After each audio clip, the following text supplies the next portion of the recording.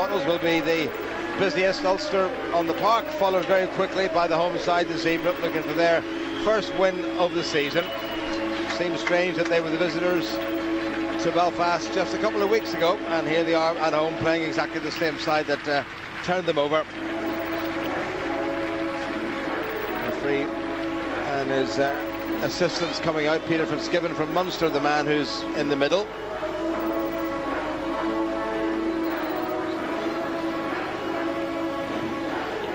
Roger Wilson leads the Ulster side. Only two men played in the pack from a week ago, Nick Williams and second row forward Franco van der Merwe. First cap for Clive Ross. And behind the scrum, well, a hardcore Paddy Jackson, Darren Cave, Tommy Bowe and Craig Gilroy, all Irish internationals. First start of the season for centre Stuart McCluskey.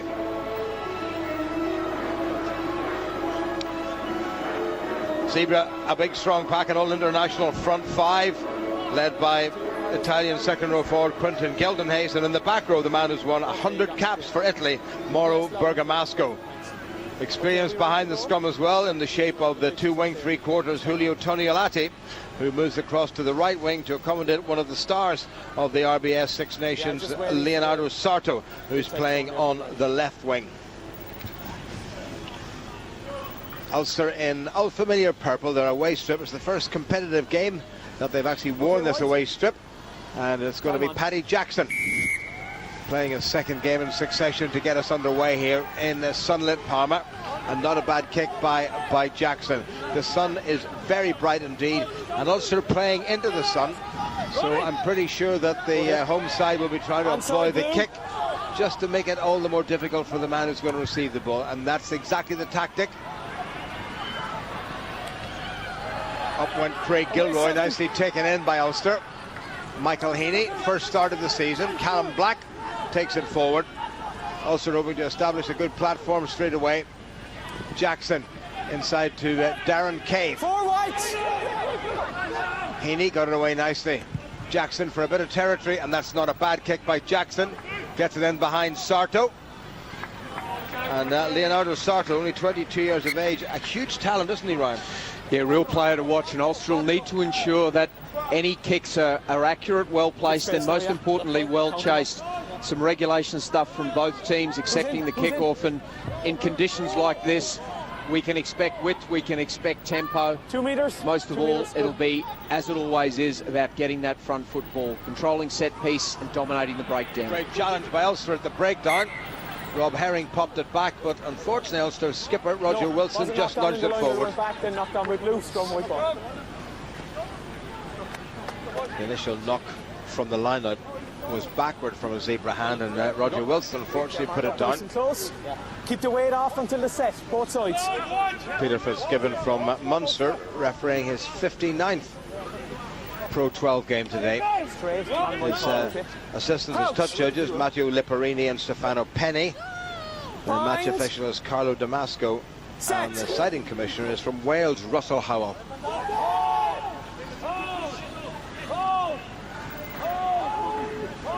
Not a bad scrum. It's coming up. What is Peter Fitzgibbon going to say about that? He's telling Zebre to use it, and they do use it. Foswani, who scored the Italian side's try at Ravenhill a couple of weeks ago. Ulster making life a little bit difficult. That was a missed tackle straight away there by Nick Williams. Zebre make a few precious meters. Back to the enormous fullback Henny Daniler, born in Cape Town some 30 years ago, and that's a good clearance. Excellent clearance, and Danila has got that huge thumping left boot. Excellent conditions for foot placement. Expect them to use that strategy to exit their own 22. Opportunity now to have a look at lineouts. Crucial element of the game. Ulster performed particularly well last weekend. They'll look to take that form into this match to create that vital primary possession. Rob Herring, who started the opening two games. Rory Best is on the bench. And again, Ulster's handling not really up to the mark at the back of that line-out. Use it! Palazzani tries to set it up. Good driving forward by some of the big forwards. Outside half, Padovani. And he's put that straight into touch, and that's going to be an Ulster line-out. So a little bit scrappy there by Ulster. They'll also be looking to play with real width and tempo. Their strike force really lies in that outside back channel. Proven internationals in the form of Bowen Trimble and Gilroy, that ability to hit the line anywhere with electric feet. Looking for Darren Cable floating in the tackle. Taken by Roger Wilson at the back, wearing number 6. Spent most of his senior rugby career and indeed his school career wearing number 8. Held in by the new cap Clive Ross. Jackson again looking to put a bit of width on it, and that's judged to perfection by Paddy Jackson. That's another pinpoint kick by Ulster's outside half, and nothing the talented Mr. Danila from Cape Town could do about that. Yeah, 2 excellent kicks out of hand in general play by Paddy Jackson. Understanding first and foremost you need to establish that territory, attack from inside opposition 22, and now looking to disrupt this line out. Knocked down at the back by George Biaggi. Ulster comes swarming through. Home side have cleaned it up and made a good bit of ground. It was good work by the tight head Dario Ciustolini. Stand blue, stand. Bit of a miscue. Well gathered in by Tommy Bowe. Craig Gilroy. Now Michael Allen. Darren Cave. Well recovered by Stuart McCloskey, playing his first game of the season. Really came through at the end of last season. Played some storming games at inside centre. Jackson, maybe a little bit overcooked, but it's not a bad. It could sit up nastily, but that's going to be dotted down. 22. And the Italians have been given the option of taking the scrummage, but they've taken the 22 dropout. A little bit of variation there by Ulster. Yeah, and Michael Allen it is on the left wing, not Andrew Trimble. He'll be looking to impress again. Another opportunity, just demonstrating the depth within this Ulster team, particularly in the backs. Number of players capable at this level and all vying for that crucial spot come European time. 9 of the Zebra side started the game in Belfast a couple of weeks ago. Only 3 of the Ulster side, so Ulster really going through a serious bit of rotation. Stop 3. Okay. Good covering by Paddy Jackson. Where's that going to go? That's going to kick. Is it going to move? Oh, it's a very good kick, and Sam Vanessa has to go all the way back, and that's going to work to Ulster's advantage. That's 3 very good kicks out of hand from Paddy Jackson so far.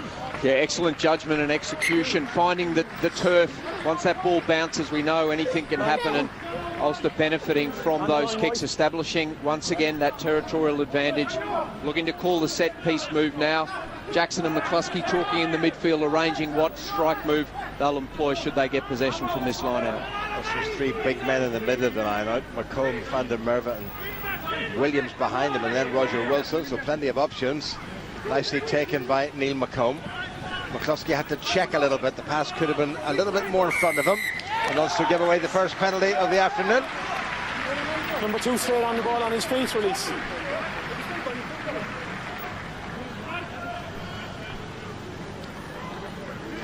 Peter Fitzgibbon called number 2 there, but I have a feeling it was number 7.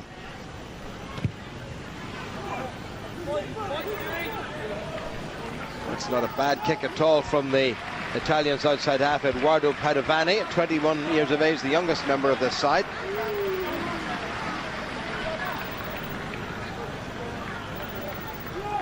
So this is going to be the closest that the home side have got to the visitors' try line.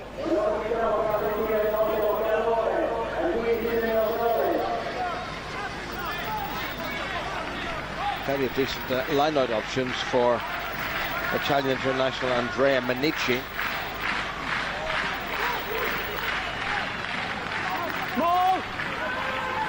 Well, take at the front. The Italians try to do a bit of serious mauling, and they're moving forward with serious intent toward the Ulster line. Ulster have dug in. Here comes Zebre. That's a bit of a shambles in the middle of the park. I think that was knocked forward, and Ulster should get the scrum. Good first up Ulster defence. Yeah, very good initially from that line out, just shifting the momentum of that drive from Zebre, forcing them to the sideline, and then excellent press defence from the inside backs to create that turnover. Paddy Jackson, the one applying that pressure, and a welcome relief from that attack inside their own 22. Yeah, let's just make sure we see that shoulder. Get it out, please. So 8 minutes gone. Still no score here in sunlit Parma. Very decent Ulster support here. Give me your bind. Set.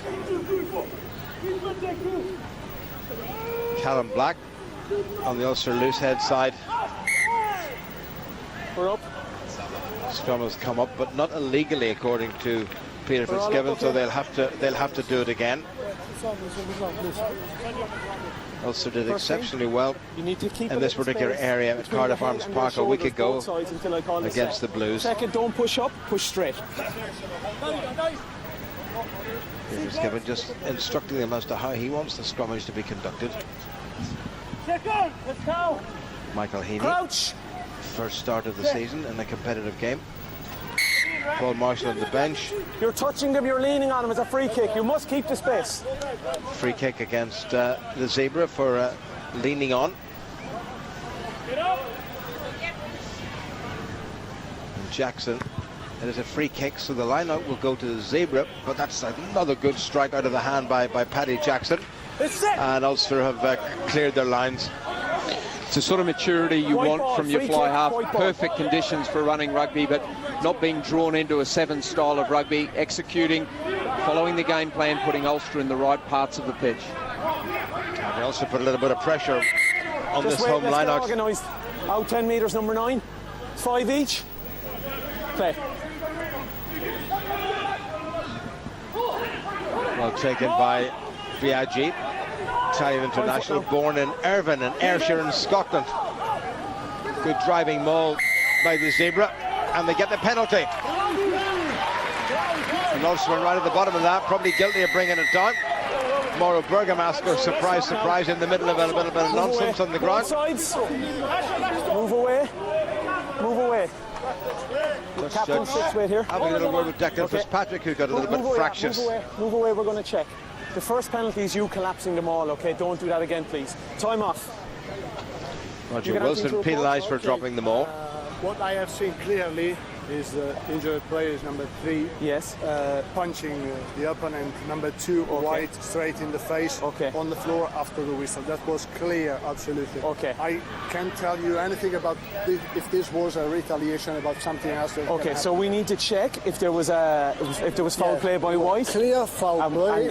Is it retaliation or is it unprovoked? Okay, Carlo, can you hear me? Do you want to speak? Well, they're going upstairs to Carlo Damasco to have a look at whether or not Declan Fitzpatrick was guilty of throwing a punch, and was it a retaliatory punch? Ok, quello che io ho visto chiaramente è un pugno al volto del numero 3. Well, the sun is shining so brightly in our monitors, it's hard to see from there. Something went on the ground. Andrea Manici swung a punch, I do believe, at Declan Fitzpatrick, who reacted, not surprisingly. Thank you. Yeah, we need to wait for the outcome of this before we can say if it's a blood sub or not. Okay. Declan Fitzpatrick is bleeding, so Ulster may well have to bring on a replacement if the cut warrants him leaving the field to get some attention. Fian Herbst is the replacement tight head prop. Hard to see there, Ryan. What do you think? Yeah, difficult one. They're obviously going to have to scrutinise that from up above. There is no big screen at the ground, so the referee will be totally reliant on the report he receives. A number of angles to look at, and I'm sure they'll arrive at a decision.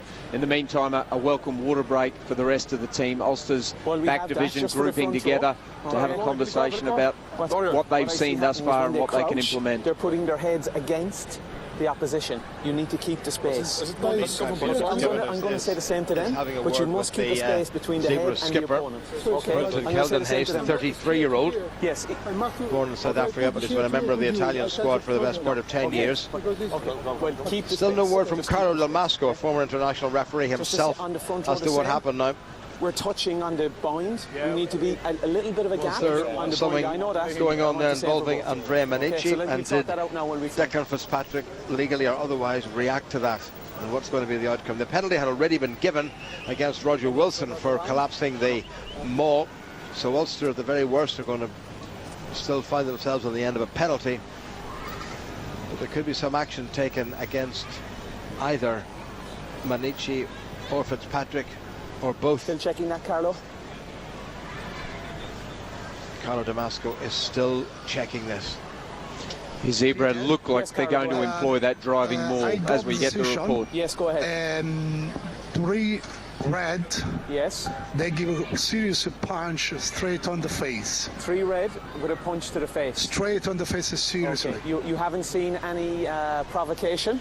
Absolutely not from no provocation. Declan Fitzpatrick is going to get himself a yellow card and possibly even a red card. Your recommended sanction is a red card against number 3. Oh my goodness! Yes. For a punch. I confirm. Carlo Damasco, the Italian, has recommended that Declan Fitzpatrick is going to be sent off. Punch the player directly in the face, which is serious foul play, and it's a red card.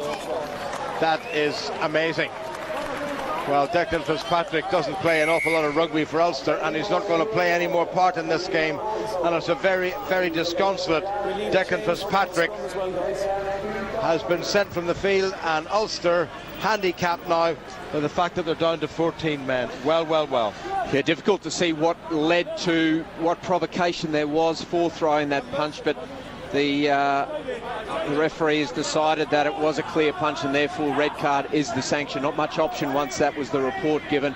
Ulster now having to modify their game plan to adapt to 14 men in the heat for the remainder of this match. Well, they don't want to be dragging down the maul yet again, which led to the penalty in the first place. Quentin Keldenhays had it, Roger Wilson. And Ulster have given away another penalty, side entry. Things are starting to unravel a little bit from an Ulster perspective. Referee is still playing advantage. This is Biaggi. Good tackle by Clive Ross, taken on by Orquera. Advantage over! Not Aguero, I should say. Still there for Zebre. Trying to put a little bit of width of it. Referee is still playing advantage, it seems. If this stops, he'll come right back to the near side of the field. Ball has gone loose, but it's coming back on the Zebre side. And here they come again. Keldenhays is in there helping his ball carrier. Taken forward by Kelly Haimona, who played outside half a couple of weeks ago in Belfast. Roger Wilson as ever in the middle of everything. Stay back, Blue. Well, Ulster will have to think about taking off a back row forward and bringing on a tight head prop once we get down to the business of scrummaging. But in the meantime, Ulster are in the business of defending, and they're defending as hard as they possibly can. Blue away, 5. Good work yet again by Ulster's first up defence. This is Biaggi trying to get it away. Michael Allen with the initial tackle. And Ulster get the penalty. Well, that's very good defending by Ulster. Not releasing. But what a blow after 10 minutes to be down to 14 men. It does make it difficult, particularly in these testing conditions. They will have to modify once that scrum comes on. They're going to have to make that replacement, sacrifice another player. Excellent defence on that occasion. Zebre continuing with those tactics we saw at Kingspan, around the fringes, very physical, little pods of 2 and 3, close to the ruck, not playing with a huge amount of width, trying to use that bulk they have in their pack to make the small yards. Well, what a decision. Declan Fitzpatrick in the bin. It's Ulster's line out though, and they're just inside the Zebre half. Rob Herring. Neil McComb at the front. He's got to get it in, Rob Herring. Good take by Van der Merwe. Michael Heaney. Michael Allen right through. Good break by Allen. He's got McCluskey with him. Nice offload to McCluskey. Big strong hand off by Stuart McCluskey. He's only a couple of metres away. 14 away. Ulster looking to strike back immediately, and that's pretty close to the line. And the referee, I think, has spotted a slight knock forward, and that really was very close to the first try of the game. Some excellent work from the line-out, pre-rehearsed movement. As the players drift off, Michael Allen sees the space, draws the defender, puts McCluskey away, and he uses that big hand off the left hand. Finally get him to ground just inches short, and then coming at real pace onto the ball. 7. Quality of possession there, but some outstanding defence from Zebre right on their line to deny Ulster what looked like a certain try. Number 7, it's a change. Well, it was very close to the first try, and unfortunately for Clive Ross, who's been waiting for his first Ulster appearance, it's only going to last about 14 minutes because he's had to go off to make way for Vian Herbst, because Ulster have to have men fully equipped to play in the front row. So Declan Fitzpatrick red carded, Vian Herbst on, and that'll certainly not weaken the Ulster scrum, although they will be down to only 7 men. So Nick Williams and Roger Wilson the two men in the back row. Well, wouldn't it be interesting if Ulster could force something against the 8-man forward pack of the home side? So close to the first try. In it goes, Zebre digging in. They do have that a bit of extra weight. Michael Heaney told not to shove. Sam Bonisa comes away with it.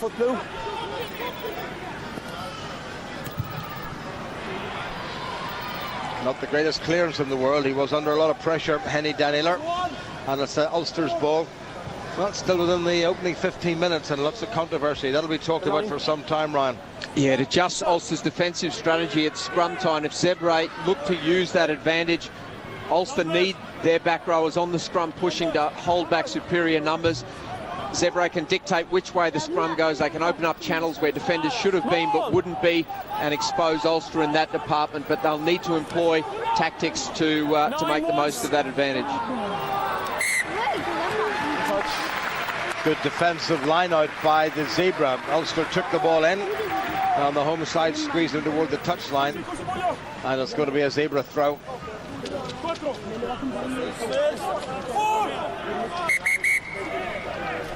Bonus point win in Belfast a couple of weeks ago for Ulster. Took them a wee while to get there, but they did in the end. Who's speaking to me, please? Who's speaking to me? Sorry. If it's nothing, we play on. Just tell me at space now. Tell me at a stoppage, please, Stefano. Okay, next stoppage. Take the information. Didn't look altogether straight. Taken at the front by Samuel Bonisa, the Fijian. Stay back, Blue. Onside.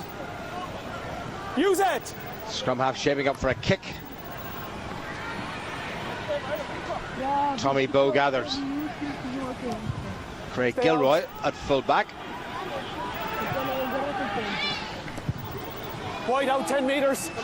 That was the scrum half, Guglielmo Palazzani. No, it's all good. He was retreating, that's fine. No, he didn't step back inside the 22 when he had the ball in his possession. He retreated inside the 22 to gather the ball. So having kicked it from inside the 22, it was perfectly legal. Ulster's line out. Put the ball down. Stop. Stop. You need to organise your calls quicker now. No more delays. Get the ball in immediately, please. Play on. Good for Skibbon being quite sharp with Ulster about the delay in the line. That's an awful throw. This is Kelton Hayes, the Zebre skipper.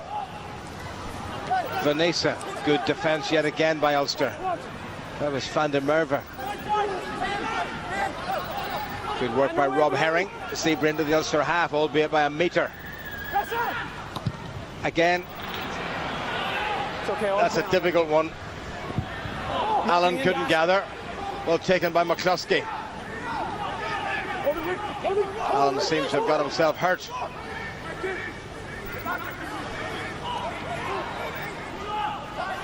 Oh, light years offside, surely, right under Peter Fitzgibbon's nose. Backwards. Going back on the Ulster side, Paddy Jackson tries to get it away. It was touched, so the player is onside. Good work yet again by Ulster. That was Darren Cave. Carry back in. That should be gathered by Gilroy despite that nasty sun. Here he comes. Nice to see Gilroy doing a bit of running. Well tackled by Musenyi. Michael Heaney.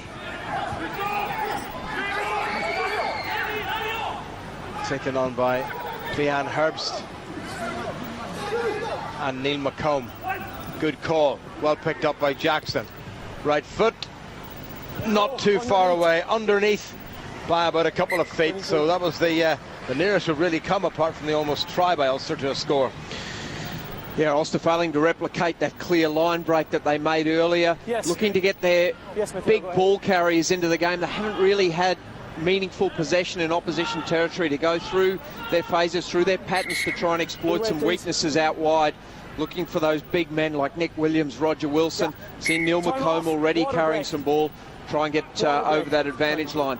Water break being called, given the conditions, deciding that it give the opportunity to the players to get some water on board. And there's going to be a blood replacement. The Zebra flanker, number 7, Filippo Cristiano, has left the field temporarily, and on has come in his place the Italian international Valerio Bernabò.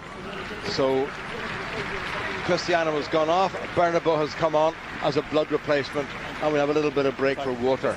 And I just stretch out and I just grab my own water, thank you. Nobody's bringing us any water, we've got to bring it ourselves. Yeah, that sun straight in the eyes, and difficult for the players. Although saying that, Ulster certainly, given the weather in Belfast over the last month, there would have been plenty of training in dry conditions. No real impediment to the way they like to play the game, which is with tempo and width. Clear to see Zebra looking to drive the line out, to play around the fringes with their big runners, and happy to play a much closer, tight game than what Ulster would like.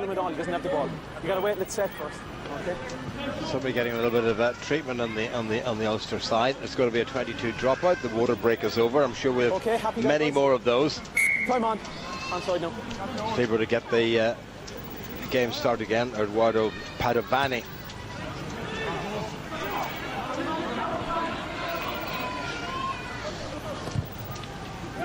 All okay, all okay. Craig Gilroy got a bit of a bump, but the referee was happy with it. Good chasing by Michael Allen. Good work by Padovani, who started the whole thing off. Here's Tony Aletti. Bit of adventure from Zebra. It's the New Zealander. Takes it on. This is the replacement, Valerio Bernabò. Backwards. Ball has gone backward according to the referee, so still very much there for Zebra, but it's slow ball. They needed a lot quicker than that. Haimona again played number 10 against Ulster in Belfast. This is the current number 10. Okay. Tommy Bowe calls for the fair catch. Little tap to himself.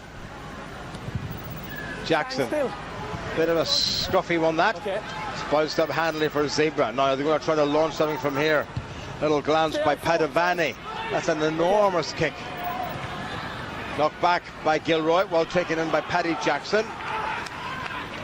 Two of them working nicely. Heaney, Roger Wilson, Ulster's captain.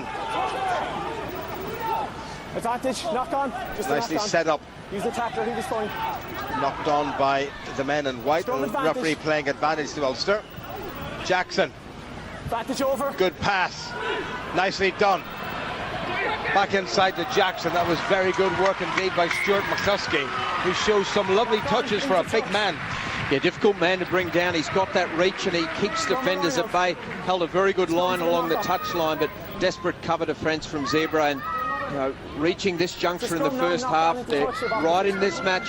Certainly happy with their performance at line-out time once they get possession, to be able to make metres through that driving wall, and opportunity now at scrum time to try and apply some pressure, albeit one man down for Ulster. Well, into the second quarter here in Parma, still no score. The main talking point, without a doubt, the red carding of Declan Fitzpatrick for a punch. It wasn't retaliatory according to the TMO, Carlo Damasco. So Declan Fitzpatrick sent off, and Ulster down to 7 forwards. Fihan Strauss on the far side of the Ulster scrum. Stay on side now. Well, that's good work by Callum Black. He's popped his opposite number up out of the scrum. A lot of pressure on that scrum. This is Kelly Haimona. Stay here. Onside, onside. Shaping up to kick. That's staying in field, or is it going to drift out? And it's sensibly done by Michael Allen, because what Michael Allen did there was he caught the ball and he put one foot in touch, and that, as far as the law is concerned, is the same as the ball going straight into touch. Good appreciation of the laws by Michael Allen. Yeah, very good appreciation and good execution. That was straight into the sunlight. He would have been looking into that blazing sun, as well as trying to catch that ball, and executed it particularly well, and has got some advantage in terms of territory now, and an excellent attacking position for Ulster. Good treatment for Stuart McCluskey, who was twice involved in probably Ulster's best movements. Very nearly got a try himself, which would have been his first Ulster try. And he had his head bandaged, but he's decided he doesn't like that bit of tape around his head, so he's taken it off. That was well done by Michael Allen. Really going forward, all I see is a slow up, and the ball is available, you've taken it out. But if I think we've got an advantage and they stand up, I'll look after it. Same both ways, yeah. Yeah, for Skipper having a word with the Zebre skipper, nord-irlandesi. He's played 49 tests for Italy, and the man there wearing number 6 has played 100 tests for Italy. Well away by Ulster. Kloski had to check. Good sidestep. My word, he's strong. Heaney. Better stuff. McComb. That went backward. Referee's happy enough with that. Ulster on the front foot. Now starting to threaten a little bit. Just a slight knock forward there by Michael Heaney. He'll be furious with himself. So encouraging for Ulster when they've got the ball in hand. They certainly looked a better side. Yeah, well, they're the ones creating the opportunities through the width and pace they've got out wide. It's that offloading in the tackle. We've seen McCluskey doing it a number of times, and as you make those clean breaks, they would have looked for more of a return from them. But frustrating game, not a huge amount of rhythm to it all. Very stop-start, red cards, number of disruptions at the set piece, and neither team really imposing themselves on this match. Well, there were wins last night for Glasgow and for Leinster. The old order seems to be restored there. And the Scarlets drew. Penalty against Ulster's front row for coming up. You may have heard Peter Fitzgibbon say they're up and out. Penalty, I think, given against Ulster's loose head Callum Black.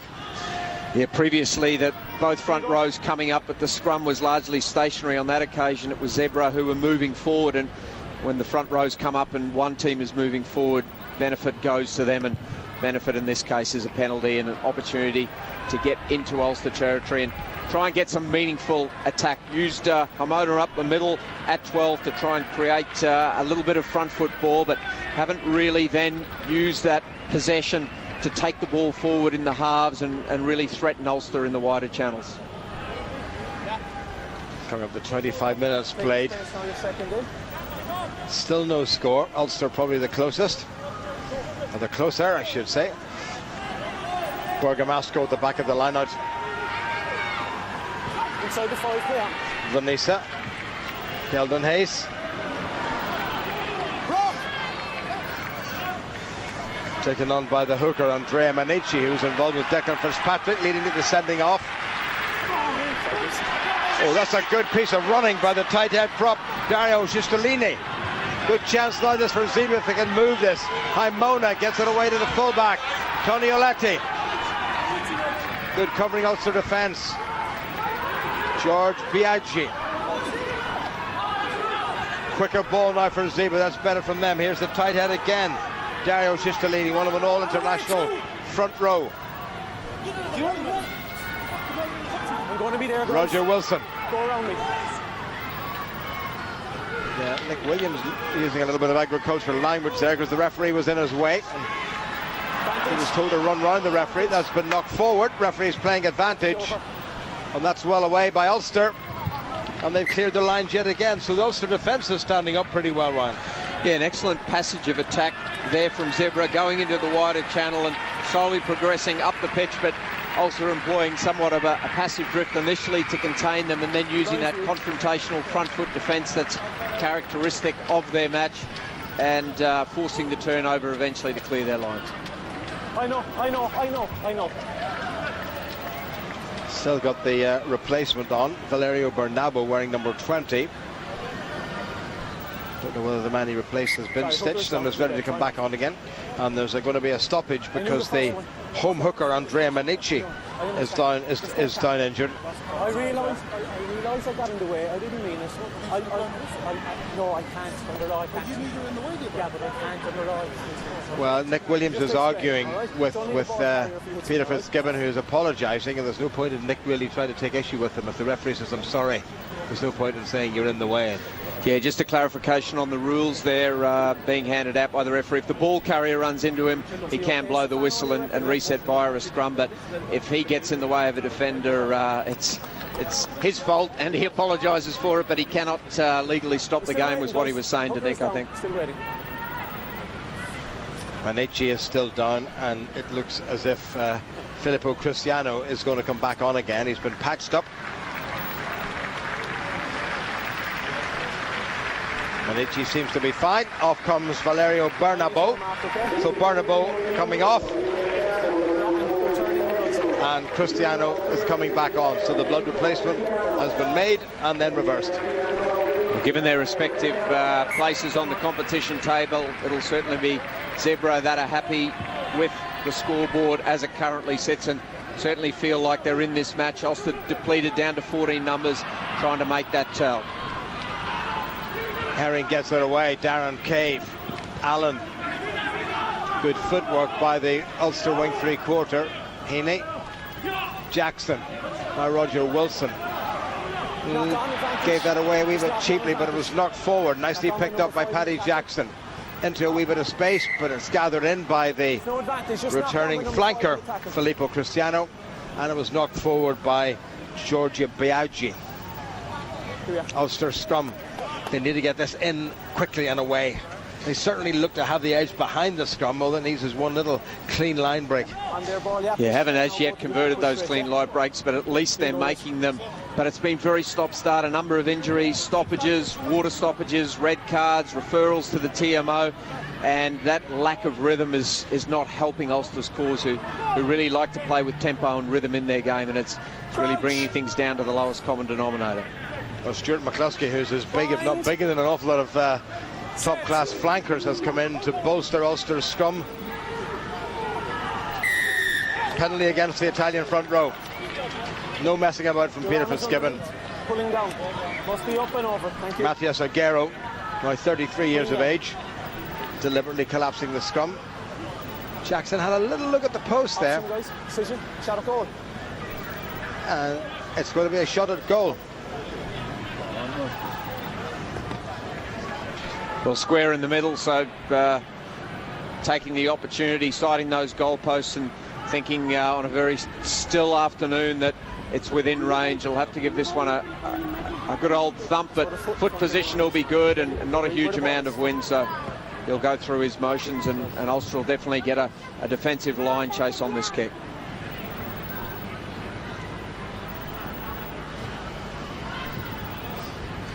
Well, it's as close to the halfway line as makes no difference, about maybe half a metre inside the home half, directly in front of the post. Not a breath of wind here. The sun is moving round and it's actually now shining into our eyes, how dare it, so we can hardly see a thing. But all we want to see is the touch judge's flags go up. No. Paddy Jackson, as he pulled that in, I can hear Peter Fitzgibbon say no, and he was wide by a considerable distance. The distance wasn't the problem, the accuracy was the problem. So coming up to half an hour gone, and it's still Zebre 0 and Ulster 0.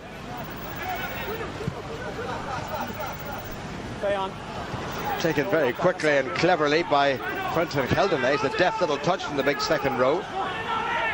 Also competing on the ground, and slow ball yet again from Zebre. Jackson trying to return that with a bit of interest. Gilroy doing a bit of chasing. Good challenge by Gilroy.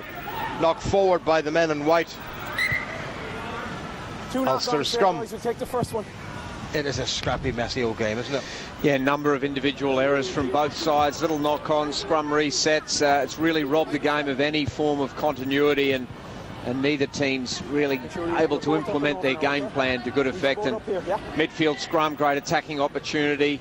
Ulster probably won't be able to dictate what shoulder they get, given they're down a man, but the ability of Nick Williams at the back to make metres, and then the speed and footwork out wide. Interesting to see which way Ulster decide to go. McCluskey once again has come into play on the near side of the scrum as a flanker for Ulster. That's popped up rather nastily. I'm not sure that was legal, and the referee has gone against Ulster this time, and I don't honestly know why Ulster would want to pop it up on their own put-in. Why would you want to do that? You've got the ball. Why would you want to bring it up? Ulster looked as though they were just going for stability in that scrum, and neither side moving forward. The scrum twisted a bit, and then simultaneously both front rows propped up. But referee's made his ruling, and up to Ulster now defensively to ensure they don't go into this half-time break, which is on the horizon, points down.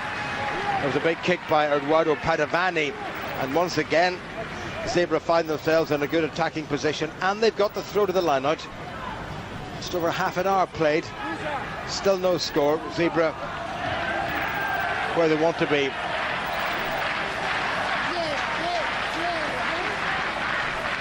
A rather sparse home crowd trying to make a little bit of noise. Knocked backward, first of all by Biaggi, and then a support player. Good forward driving by the Zebra's pack. But again, the ball's coming back so slowly, and they've given away the penalty. And Ulster get the chance to clear the lines. And again, Ulster's well-organised defence proving very positive. Dario Cistolini, the tight head prop, the man penalised. Yeah, the pick-and-go tactic being employed around the fringes there, but Ulster awake to that and getting men over the ball, failure to release, and a welcome respite from that pressure. And again, another good strike by Paddy Jackson. He's taken Ulster well out of the danger zone, almost to halfway.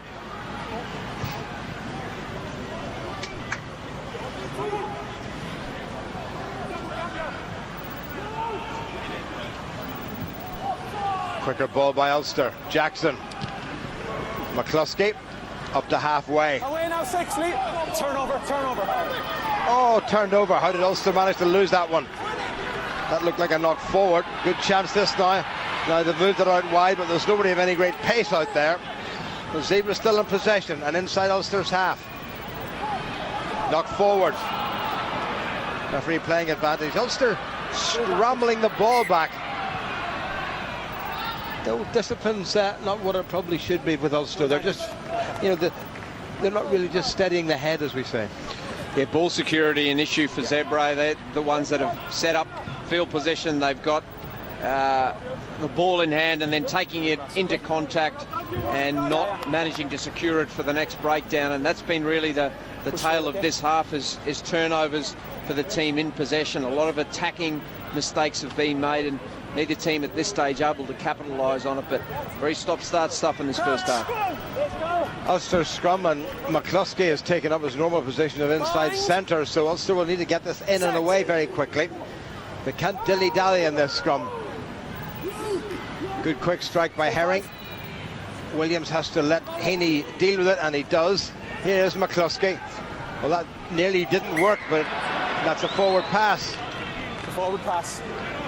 Well, when we arrived here the best part of 3 hours ago, Ram, we took a look at the day, we took a look at the pitch, and we rubbed our little paws and said, this is going to be a tri-fest, to use American parlance. Far from it. Yeah, it hasn't lived up to its billing, and it's just been those individual errors. That one a marginal call. It's a little adjustment required and good pressure defence from Zebre, but it has been good defence from both teams. It has been applying pressure, but the ultimate responsibility for that ball lies with the ball carrier, and ball security hasn't been what it needs to be at this level. Supporters not getting over the ball player, a number of penalties for not releasing, and the coaches will certainly have a lot to talk about at half-time. Set! Zebra's scrum.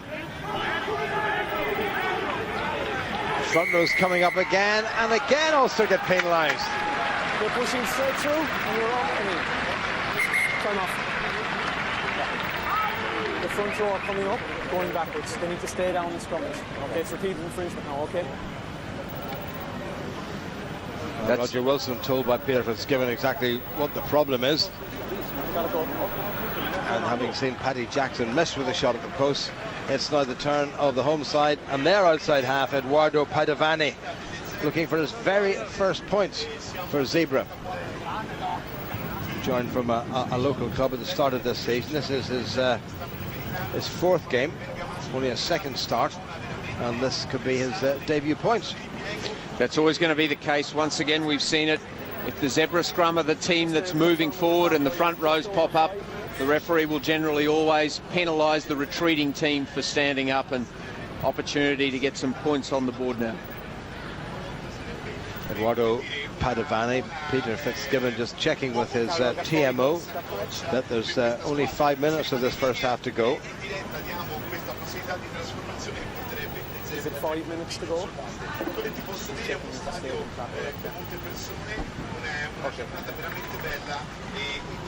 It's not just as straight as Paddy Jackson's, but it's maybe 10 metres closer to the post, so should be well within the range of this fella who was bashing them over with consummate ease just in the warm-up.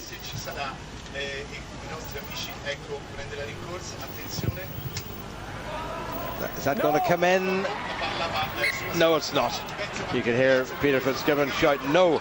So Zebre 0, Ulster 0. 4 minutes of a forgettable first half remaining. Yeah, and it hasn't been system errors, you would say, that's led to the scoreboard reading 0-0. It's just been those individual errors that have resulted in that. Ulster well capable of having a number of scores given the clean line breaks that they've made, but hampered obviously with the early sending off, and now this game, you feel it. The team that can get some points on the board, get some momentum in this game, will go a long way towards winning it. That was gathered in by Himona and taken on by Bonisa. A little bit of wind throughout. Good driving run, good covering tackle by Rob Herring, who had to be alert. Quicker ball now from Zebre. Cristiano, the flanker, who had to check, though. Wasn't a very clever pass. And this time it's a penalty to Ulster. And they have a chance, perhaps their last chance before the interval, to get into a good striking position. Yeah, a number of penalties now emanating out of that breakdown area, and hopefully the referee will keep a very keen eye on that and start brandishing further cards if there's repeated infringements, to try and allow some quality of possession into this match. 2 infringements there by Zebre players. One was holding on in the tackle and the other was coming in from the side. That's another excellent kick by Paddy Jackson. What a belter right down the line. Sun is shining straight into our eyes here.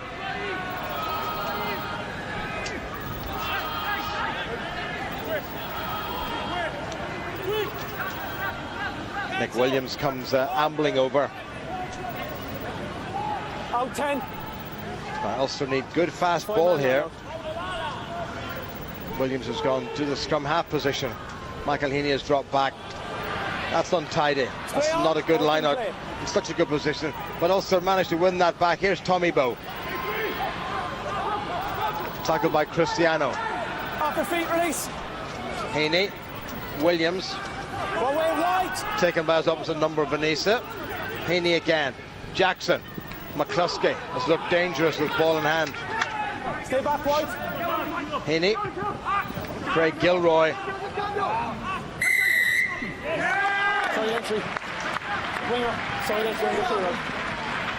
Michael Allen penalised for side entry. Thank you. 2 minutes. 2 minutes remaining. Time for the line out though. Padavani to do a Paddy Jackson and make a decent bit of ground for his side. The old banana kick off the outside of the foot. First, an error-strewn first half, isn't it? It hasn't had a lot of flow to it, and the last opportunity looks like it'll fall to Zebre. Obviously, the team most encouraged by that scoreline, given their relative positions on the table. You felt Ulster had the firepower to dominate this first half. It hasn't gone according to plan, particularly with the early sending off, but just need to ensure they don't give away any cheap points leading into half-time. Biaggi got above everyone. Bergamasco tidies it up. Manici's in there as well. The ball is over, according to the referee. You may have heard him say. Sheldon Hayes, the skipper, helped by the veteran Bergamasco. Quicker ball this time for the home side, taken on by Kelly Himona from Rotorua, New Zealand. Good little bit of footwork by Julio Bisegni. First time he's got the ball. Referee's playing advantage following the knock on.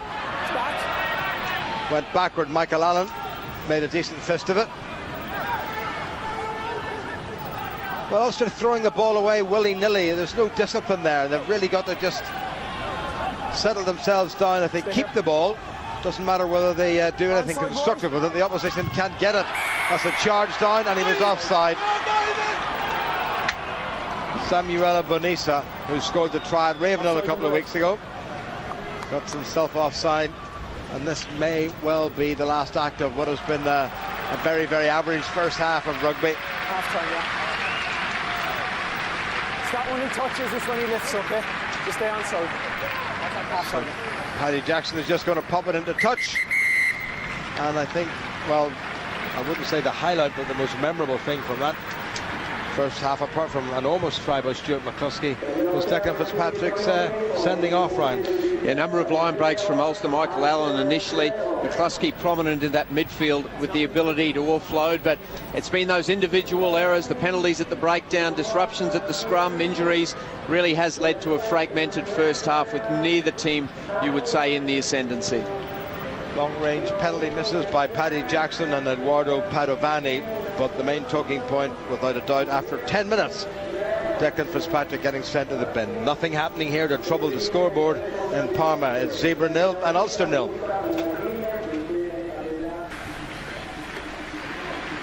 Well, pretty uninteresting and certainly scoreless first half. Let's see if everybody can kick on collectively and indeed individually, because all good collective things being done by both sides, but individually, well, a lot of handling errors, a lot of basic errors just hampered either side's progress.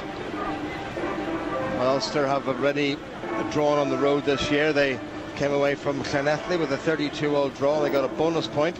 They'd settle for 1-0 with an own goal, I think, from this one, just to keep themselves on the roll. Remember the main talking point, Declan Fitzpatrick standing off after just 10 minutes of the first half. It hasn't got any cooler here. The sun has moved around and is shining not just in the eyes of the Zebre players, but the commentary team here. Peter Fitzgibbon, who's been fairly free with the whistle, perhaps justifiably, particularly at scrum time, who knows. Just waiting to take instruction from Carlo Damasco, and he's asked Ulster, are they ready to receive? And the answer is yes. And it's going to be Eduardo Padovani get the second half underway. Michael Heaney straight into action, and in one nice swift little deft movement caught the ball and planted it into touch, but it's going to be a Zebre line-out. I sworn I heard somebody say cinque, with my rough Italian holds me in good stead, means 5, so they've gone for a 5-man line out of the Zebre in the first line out in the second half. It's hands up to the eyes for this one. We can hardly see the far side of the field because of the sun. It's a bit on the long side, taken in though by Cristiano. Vanessa stepped away from the tackle of Nick Williams, who's opposite number. A little sleight of hand there. Zebre making some decent progress down the far side. That was Giulio Toniolati in its scrum half. Now it's the proper scrum half. Vanessa, well tackled by Stuart McCluskey. He's maybe not as heavy, but he's even taller. Oh, poor defence by Ulster. First Jackson, and then Cave fell away from the Zebre ball carrier. Kelly Haimona. Sheldon Hayes, the captain, across the 10-metre line.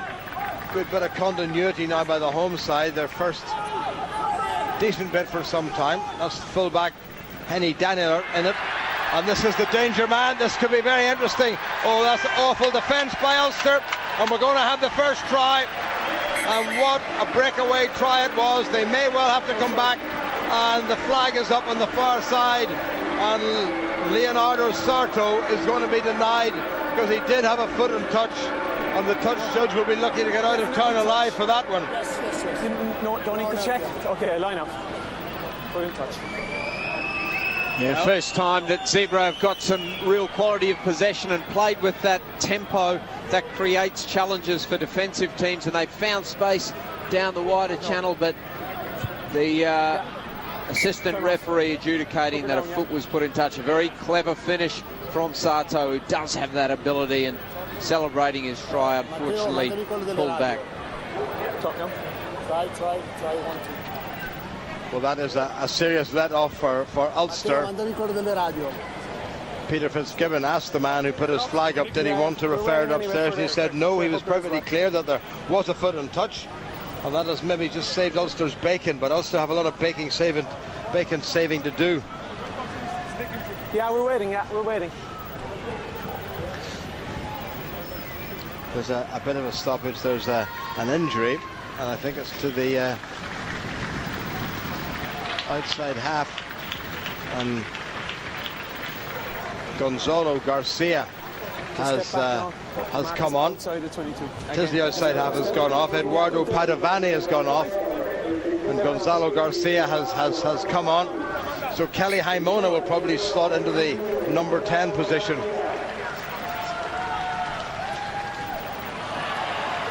Well, Ulster have gone and lost their own line out. That's not so good. It was excellent against Cardiff a week ago. Another chance now for the Zebre. I was get the feeling the first side to score in this game could come away with the spoils. Little flat pass to Haimona again. Tackle was by McCluskey. Keldon Hayes, well wrapped up by Ulster. Little sortie in the narrow side. Julio Vicegni. Schistolini, the tight head prop. Support by Manici. Sarto trying to make up for nearly scoring, and he's going to do his best. He's across the line. As he got there, it's pretty close.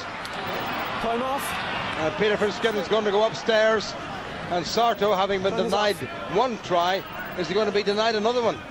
Well, he had a lot of work to do. Clever little angle around the corner of the ruck, popped it into space, and had a lot of work to do. Few defenders to beat. Zebre sensing the opportunity, got him behind, drove him across the line. The question now remains, was the ball grounded? Well, the Zebre, having played against a 14-man Ulster for half an hour of the first half, have really upped the tempo a little bit. Very close to a try a couple of minutes ago by Leonardo Sarto. Scampered down the wing, just put a tiptoe and touch. And has he been driven over for the try that he felt he should have got a few minutes earlier? Good support play by George Biaggi. Look at this great drive from the men in white. Scrum 5. Took your ball, yeah. And look, Peter Fitzgibbon is saying if it's not a try, it's going to be a scrum 5 to the attacking side. And remember, they've got 8 forwards, Ryan. Yeah, and they never looked threatening in that first half, but they've shifted another gear. The intensity's there. They're playing at a different pace in this second half, and they're the team that's come out of the blocks well. Ulster forced into a lot of defensive work. No question whether he got over the line. That was clear. It's whether he got that ball to ground, which it'll take a while probably to establish that decision, going through a number of replays on the screen to reach the point where he gets across the line, and will then have a decision. But the default is a 5-metre scrum. They won't be disappointed with that. They have been dominating that aspect of play. Clever footwork from Sarto to get around the defender, and then Herring comes in and does well to join Gilroy in attempting to hold, and it's just whether he's managed to roll him enough in the tackle. Well, Carlo Damasco was the man who deemed that Declan Fitzpatrick should have got a red card. What's he going to do with this one? Sarto made an awful lot of ground. You know that he's very quick and he's very skillful, but he showed on the second attempt to score a try an awful lot of strength as well, and Ulster's tackling was not just maybe as crisp as it might have been. Still no decision then. The TMO Carlo Damasco is having a real good hard look at this one. Yeah, can you hear me? Yes, Carlo, go ahead. Here we go. The grounding is not clear, so scrum 5 by white. It's inconclusive. No try held up. Attacking scrum 5. No try held up. Scrum Held up, no try. So for the second time in as many minutes, Zebre and Leonardo Sarto denied a try. So it's going to be a 5-metre scrum, and also we'll have to bring in McCluskey, I'm sure, on the flank for this one.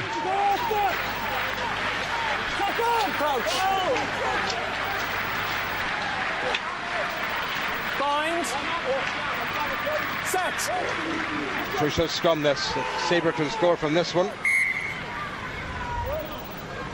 Front rows go down now. Ulster have done a bit of jigging around McCluskey. In fact, it's gone to the number 8 position. Looks like a number 8. He's as big as many number 8s. Roger Wilson on the near side of the Ulster flank. Nick Williams on the open side. So Ulster have reorganised things. Just give the right mark. There you go. Sarto ominously is standing in the outside half position, just to the right of the attacking scrummage. Yeah, if Zebre get that right shoulder up, Michael Heaney will have to move across to the other side. Sarto lurking ominously. He's the danger man. They'll want to get the ball in his hand. He's proven what a handful he is to opposition defences. Pick up and drive by the number 8, Bonisa. Sarto not occupied, but he may well be brought into it now. Number 10 not rolling away. Penalty against Paddy Jackson for not rolling away, according to the referee. So at least the Zebre are going to get a penalty out of this, but they're looking for a bit more than that. And Ulster really digging in. Garcia knocks it on. Schistolini, the tight head prop, is going to score. Time off. Just want to check the last one here. Well, they've gone to check the last pass to see if it was forward or not. I don't know. You sometimes wonder, do you spend more time looking at technology than you do at rugby? Well, symptomatic of this game, nothing clear and definite. It was a tap-on, difficult task for Paddy Jackson against a tight head 1 metre out from the line. Certainly put his body on the line and is receiving some attention. Looks like he's been split open and will need some stitches potentially. No issues with the grounding, no issues with scoring, just checking whether that tap-on was forward, and don't know that angle's going to tell us too much about it. Well, hard to say from there. It was Garcia came in and he really had to stretch the replacement, the man who captained the Zebra in Belfast. Paddy Jackson has gone off holding a towel to his head. I think he's maybe made contact with the knee or the shoulder of the try scorer, or the would-be try scorer. We've had 2 Zebra tries disallowed for various reasons. Peter Fitzgibbon saying if it's not a try, it's going to be a penalty against Paddy Jackson. Zebra have not retreated, so maybe are they in a wee bit of doubt? We'll have to find out. And again, it's all down to Carlo Damasco. We spend more time talking about Carlo Damasco than we have about some of the players. And it's going to be a difficult one, because as he taps it on, he gets driven backwards in the tackle, so it's going to look as though it was passed forward. So they're spending the time just to check that technically it came backwards off his hands, and that was the movement immediately after touching it.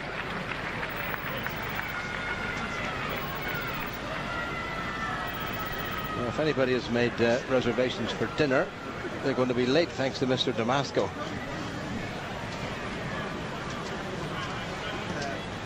Peter, can you hear me?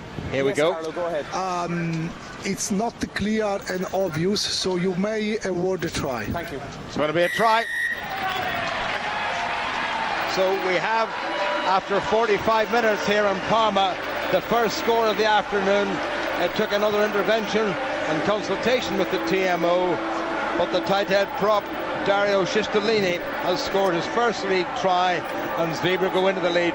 Sato denied twice. It took a tight head to cross in the outside channel, and Zebra will certainly deserve that after the start they've made in the second half, and playing in front of their home crowd in good conditions.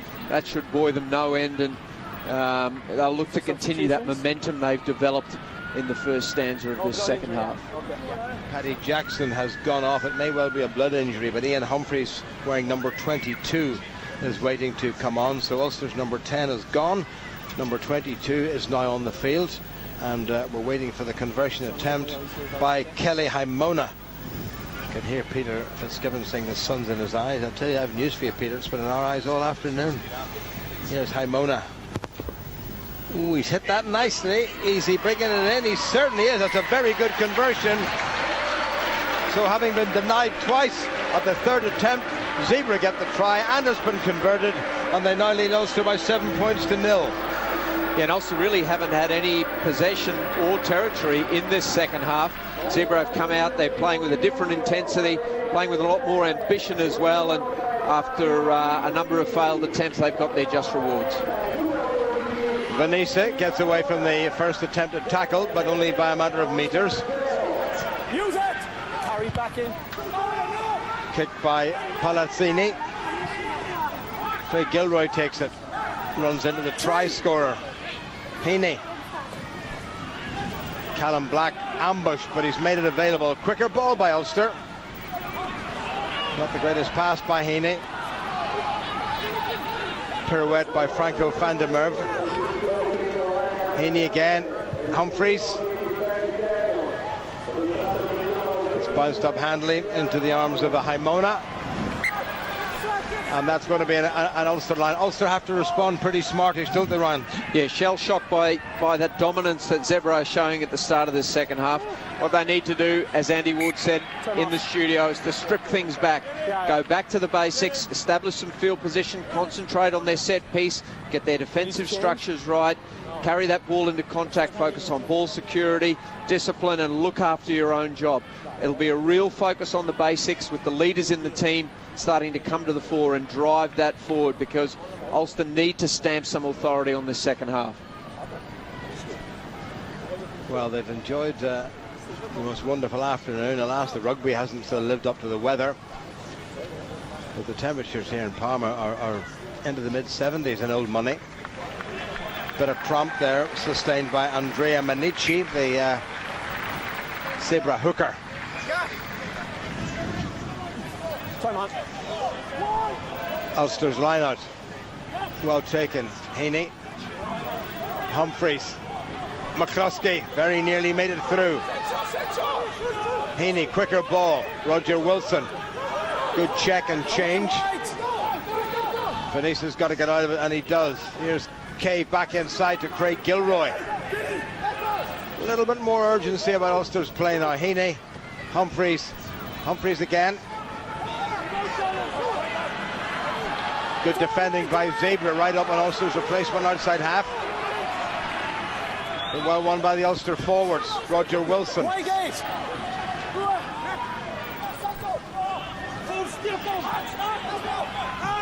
Bergamasco rolls out of the way. Little pop pass. Good take on by Neil McComb, the biggest man on the Ulster squad. Here's Heaney. Rob Herring. Capped by Ireland as replacement flanker last summer against Argentina. Now it's Cave. Good thrust by Cave, very nearly made it. Release wide. Tackle by Cristiano. Penalty against Zebre for not releasing the man in the tackle. Van der Merwe. It's knocked on there. No nudge advantage. Forward, and no also will get the penalty, and they have to take the 3 points, don't they? No clear yeah, excellent passage of play. That ball carrier is really taking it to that defensive line, but the support players, once that collision has been dominated and the ball presented, are ensuring there are no stragglers. Good clean ball, and that's created tempo, and Ulster thrive on those sort of conditions, and a well-constructed opportunity now to get on the scoreboard. Number 1, yeah, after the kick, okay. The Italians are going to make a replacement.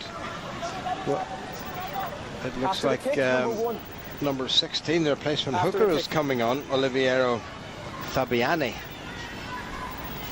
But is he going to replace the loose head prop? No, it's Mateus Aguero is not the man coming off. It is Manici, who's been injured a couple of times, so this is going to be a replacement. Anyway, all eyes on Ian Humphreys.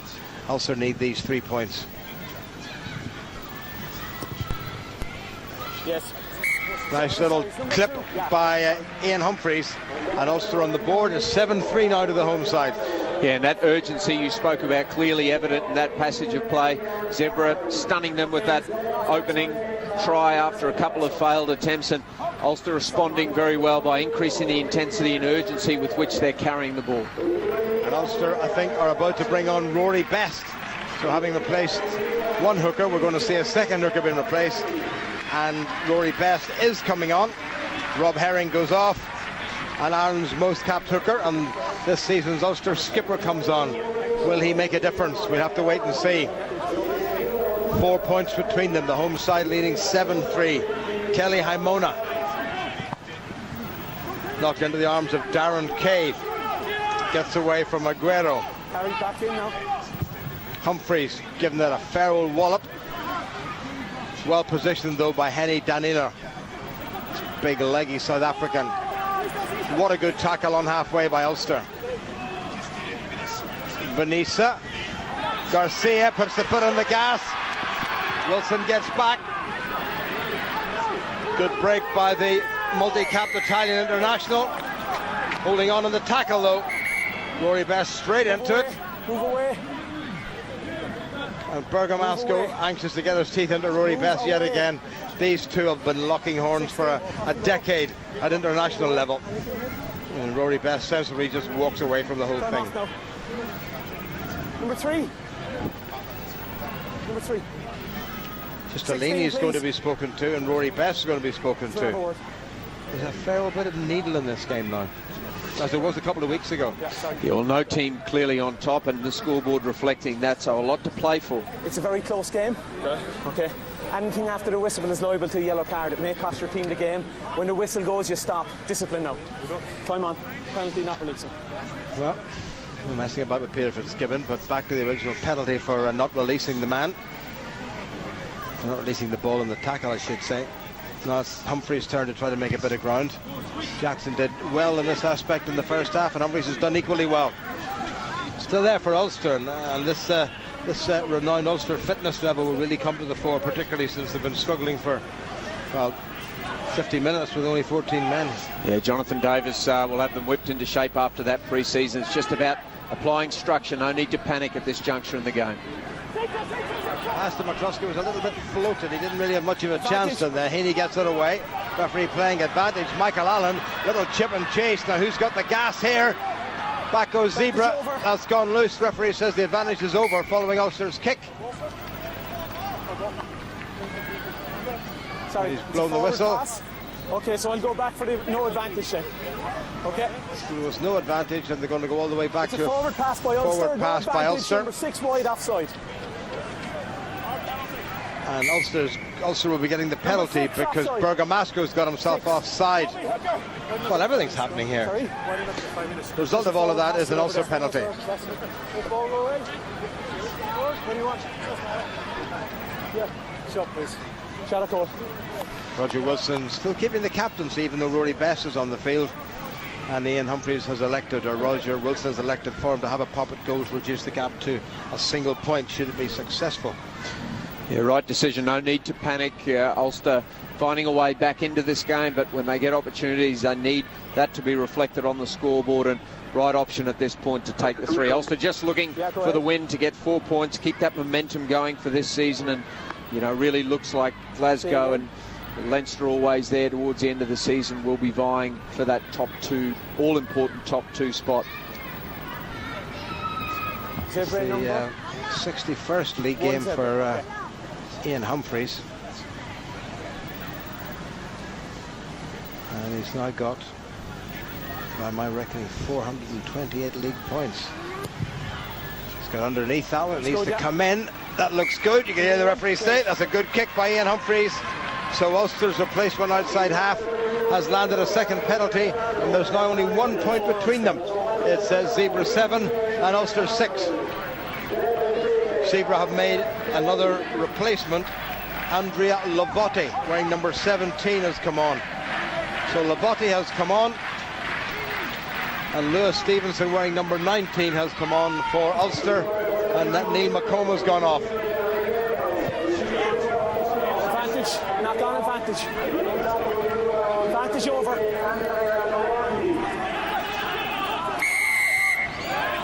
Penalty against Zebre. Now is their discipline starting to go a little bit? Who's captain? Yeah, number 8 can't react like that, okay? Nick Williams getting a little bit feisty again. He must keep his discipline. If I see you again, you may get a yellow card. Open side flanker Filippo Cristiano penalised for a second time, and this will give Ulster and Ian Humphreys a decent chance. That was the penalty incident, just lying all over the ball. Humphreys has struck that nicely yet again.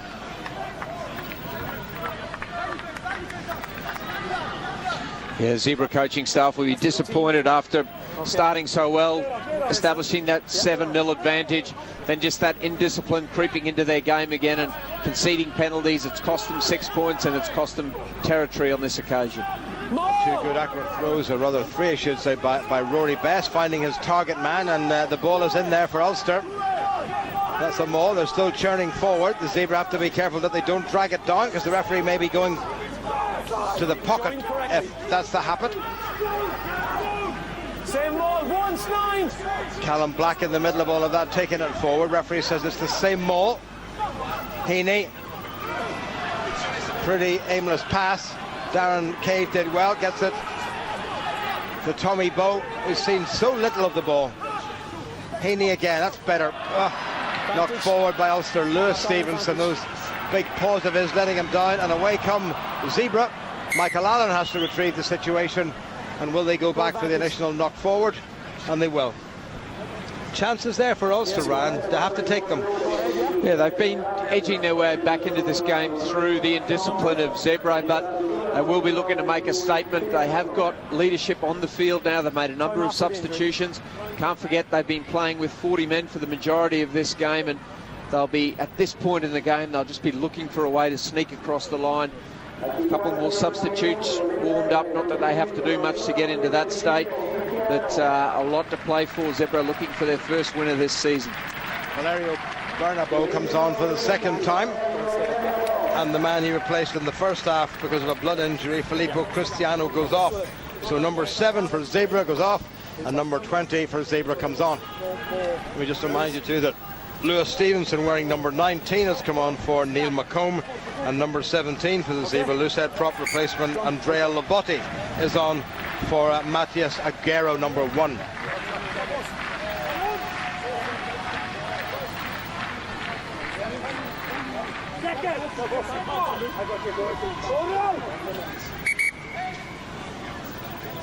You got to be in the space now. You're head on head there, both of you.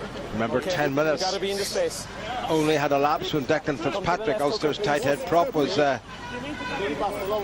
red carded for punching an opponent. Crouch! Still inside the third quarter, only a point between them.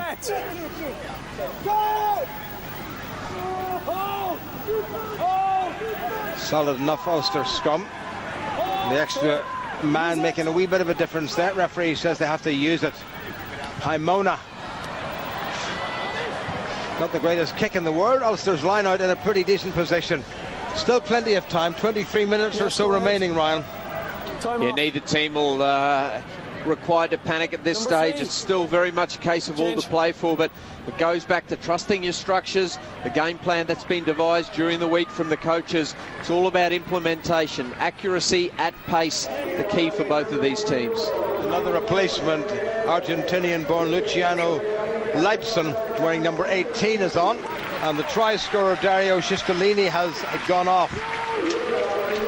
So 18 Leibson on, 3 Cistolini off. As Leibson takes it forward, advantage is over. Bergamasco, ever willing, now 33, in fact 35 years of age. Release blue. Good defence yet again by Ulster, close quarters. George Biaggi tries to make some ground. Palazzani, the scrum half. Fresh legs now starting to tell a little bit for Zebre. Good bit of wriggling there by Sarto. Leibson. Williams up very quickly. Haimona. Wee bit long, that's going to come down inside the 22. Well gathered by Craig Gilroy, Ulster's fullback. And that needed to find touch and it didn't. This is Haimona. Brushed aside the first tackle, which wasn't so good. Zebre now have got their tails up. That little go-forward ball has been a real blessing. Well, that was a change of direction by Garcia when he had 5 men outside him. Ball has gone loose. It's knock on advantage. Referee's playing advantage for Ulster's knock on. Not held. Lobotti takes it forward, the replacement prop. Advantage over. Advantage is over according to the referee. Quentin Geldenhuys. Backwards. Man down injured for Zebre, looks like Tony Olati.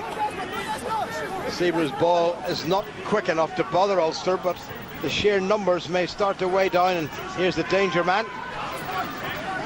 12. Henry Danler, the big full-back, taken down. Ulster have a man down, but I think it's maybe Lewis Stevenson's having a problem with the contact lens. Palazzani, who scored a try from full-back a couple of seasons ago on this very ground against Ulster. Knocked forward by Ulster, and they'll be happy enough with that. Good defending yet again, but they need to score. Excellent confrontational defence from Ulster. Number of players now taking a knee, combination of being down to 14 men and the conditions here extremely hot in the afternoon. No wind to speak of, and starting to take its toll on Ulster given their defensive efforts. But as this game reaches a crescendo, you can see the urgency and the intensity and the understanding from both sides at what's at stake in this early season game. Another Zebre replacement about to be made. Wearing number 19 is second row forward Andres Ferreira, 24-year-olds coming on. Not quite sure who's going to be coming off. And Mike McComish is on the field for Ulster, wearing number 20. You need to...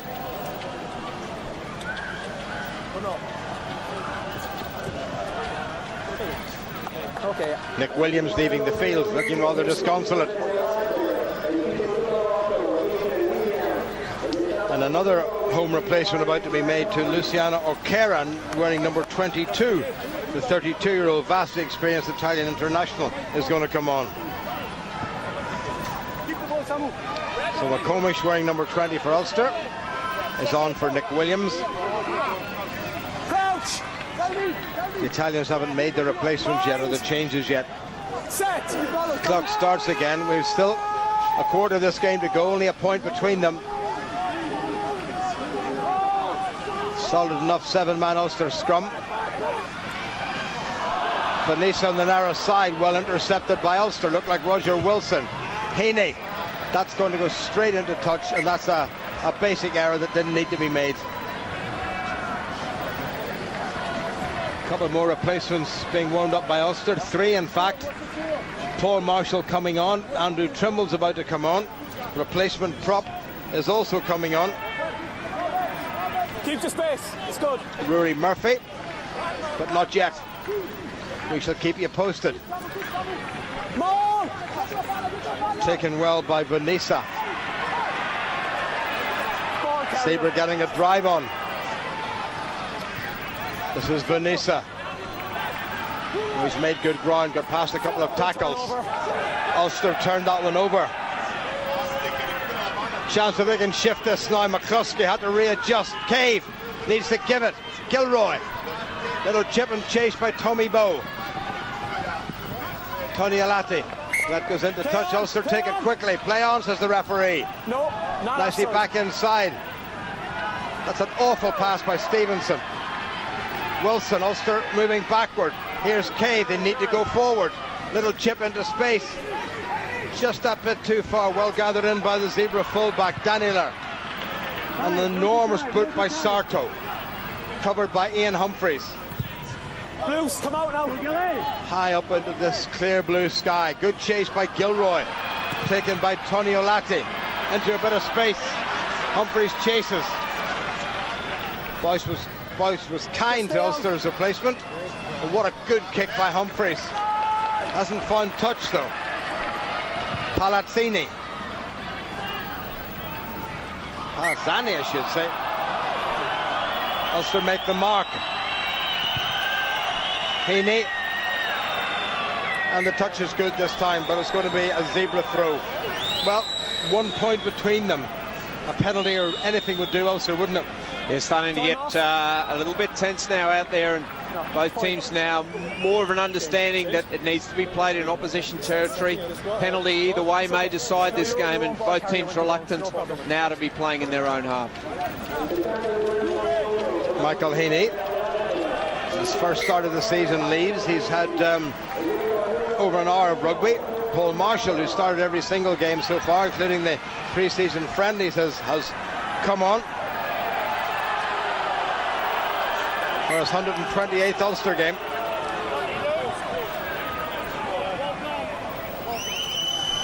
Referee not happy with the line out. All part of the original maul, no issue. The line for you. Ulster's line out. Rory Best.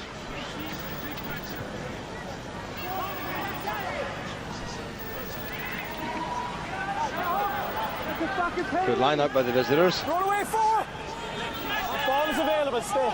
Keldon Hayes not rolling away according to the referee. Now Marshall. Winger's okay. Has he kept that in field? I think he has, you know. Tony Alati outside his 22 needs to be tackled. Got it away pretty well. Good tackle by Darren Cave. Bergamasco sets it up well. Ulster give away a silly penalty. 13 has taken out the 9. No, he's up there on his feet. Scrum half was taken out. Give Darren Cave the culprit, perhaps. They're looking to occupy that space beyond the ball, and as he drives through, just contact with the 9, and referee giving the penalty. No doubt Zebre look to kick long into Ulster territory. They've used that driving maul to good effect throughout the game, albeit Ulster stopped the last one into touch, but it's setting up field position now. 15 or 16 minutes left on the clock. It's establishing field position, it's keeping the ball, looking for opposition mistakes to either set up, try scoring, drop kick or penalty opportunities, and just trying to stretch that 1 point margin. Zebre looking not just for the first win of this particular season, but their first points. They've played 3 and lost 3. They haven't got even a losing bonus point. Still no sign of Ulster's other replacements coming. Andrew Trimble still warming up. Likewise, Rory Murphy, the replacement loosehead prop. Back to action again. Kelly Haimona. Good strike to the far touchline. Takes play right down to Ulster's 22. And Zebre, remember, will have the throw to the line out. Line for you, yeah?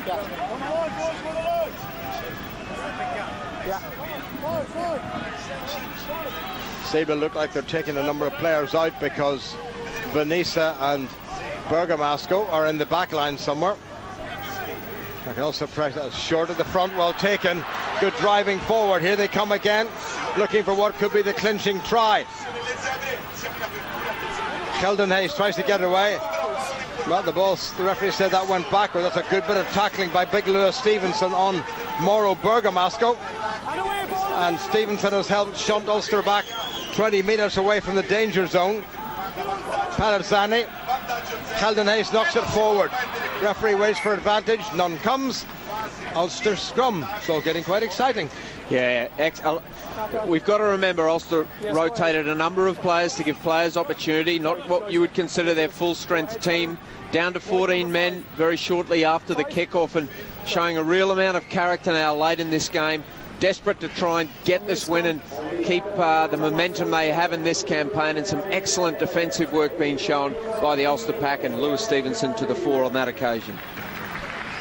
George Biaggi, whom we thought was going off 10 minutes ago, has now gone off to be replaced by Andres Pereira, who is wearing number 19.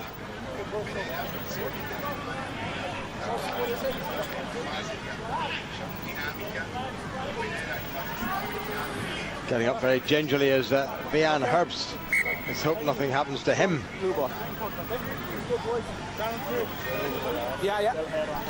They probably thought when he hopped off the team bus that he was in for 20 minutes or so at the back end of this game, thrust into it early. Big workload he's carried at the initial part of his stint with Ulster, but promising signs for Ulster for his future within this team. But now the focus for the remaining 13 or so minutes of this game is how to manufacture a scoring opportunity to gain those vital 4 points. Paul Marshall shoved out of the way. Better Ulster scrum. Also have to pick up and take it away. And that's gone round through 90 degrees according to the referee. And the scrum put in is going to go to the home side, which gives them a very decent chance because they're in a very good attacking position.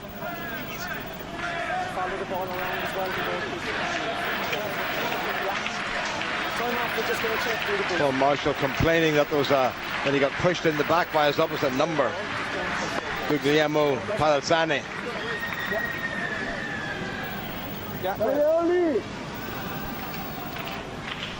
Are they checking something upstairs again, Ryan? Waiting to hear some communication from the referee as to what the hold-up is. A couple of players down tying shoelaces, etc. Everyone else in attacking formation in the Zebre team. Ulster now focused on their defensive duties, waiting to get that all-important possession that'll propel them down the pitch into a scoring opportunity. 7-6 in favour of the home side. The score either way will settle this game. Set.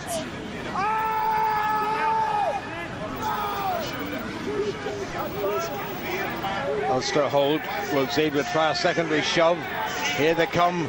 Quentin Keldenace in the second row is going to be calling this one. There they go. Referee is thinking about the penalty. He's having a good look. And that's a good drive by Zebre. They've been told to use it. And Ulster's try offside. He did say use it. And he's decided that Ulster weren't pushing straight after all of that. Well, it seemed like an eternity that the two opposing scrummaging teams were locked together and nothing was happening, and after about 7 or 8 seconds, there started to be a slight hint of movement forward for Zebre, and then that turned on the angle, and the referee called for them to use it, but then allowed them to continue their march forward, and the penalty that they were so after has been achieved, and an opportunity to stretch this out to 4 means Ulster need 2 penalties, or combinations of penalties and drop goals, or a try to get ahead. Zebre can't go into their shell after this, though. Need to stay on the front foot, because Ulster have shown they have the ability to break the line. A couple of weeks ago in Belfast, Kelly Haimona kicked a couple of penalties and a conversion. He's got a conversion already. Andrew Trimble, wearing number 23, is waiting to come on for Ulster. And even the great Andrew Trimble make a difference at this stage. Rory Murphy, the loose head prop, is coming on, but here's Kelly Haimona to stretch the home lead to 4 points. Little hop and a skip. Yes. He's clipped it. You can hear the referee say yes, and that's a good kick. So Ulster now, to win this game, are going to have to get themselves a try if there's one more score in them. So 23 is on. Andrew Trimble. Stuart McCluskey has gone off, so also do a bit of reshuffling. And number 16, Rory Best, needless to say, is still on. Number 17 is on. Rory Murphy, the loose head prop for Callum Black. Trimble, as ever, chases aggressively. Did he knock that forward? It was knocked back, I think. Referee says play on. So already Trimble making a difference. Well, he actually got that turnover, and the referee apologising. He blew the whistle so quickly as Ulster may have been about to set an attack, but it's that relentless chasing attitude that he has, and that focus on the ball, undeterred by whatever's in his way, and a huge opportunity now for Ulster, back where they want to be at this stage in the game.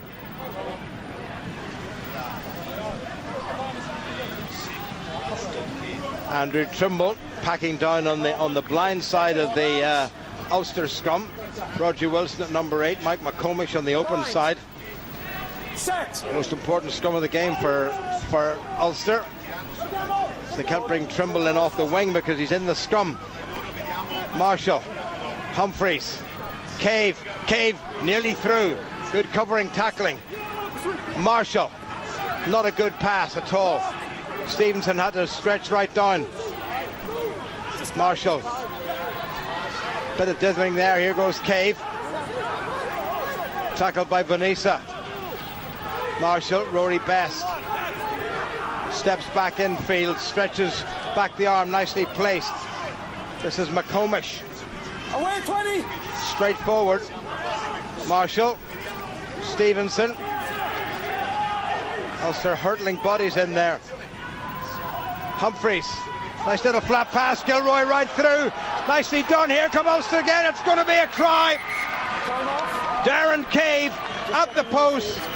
Referee's just checking the last pass, but I'm pretty sure Darren Cave has got the try that will have put Ulster into the lead for the very first time in this game. And the referee's looking for obstruction as well. Yeah, nothing simple in this game. Open them up. Ian Humphreys throwing the pass, just delaying the pass enough. The ball goes behind the player. Looks like the player made a decision and wasn't obstructed from the tackle, and what a clever finish. Perfect line by Darren Cave coming across the current, and Gilroy just left it up there in the space, enticing him onto that ball, and a little piece of magic from Ulster in the dying minutes. Just waiting for clarification. There was no obstruction. Well, Tommy Bowe ran. There was nothing unless that little bit of Tommy Bowe making a collision with Kelly Haimona was the one that was causing the problem. But I'll be hugely surprised, and from an Ulster perspective, hugely disappointed if that was disallowed. Conversion, remember, to come if the try is good. Gilroy, little pop pass just into a little bit of space, and Cave read it well, sniffed that one out, and he finished without a glove being laid on him. Weighted the pass now. That was the bit of the controversy there, Ryan, I think. What are your thoughts on that? Well, I don't know that that player would have been able to, in effect, a tackle anyway. The player was outside of the ball by the time he received it, so it looks like a poor defensive decision as opposed to an obstruction. He's got obstruction by 14 blue, so it's a penalty. No try.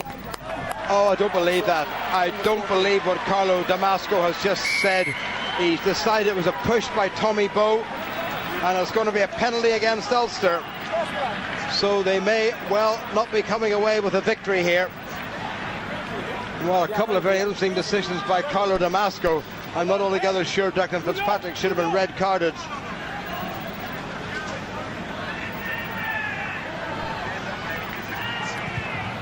Haimona, he's put that straight into touch. And I'm not even sure. Oh, of course, it was a penalty. Sorry, it's me thinking it was a 22 drop out. I beg your pardon.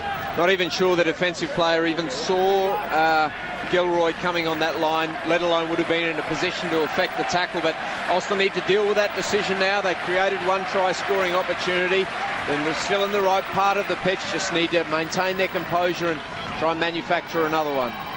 8 minutes remaining. Little pop on the short side to Sambonisa. Rory Best up very quickly.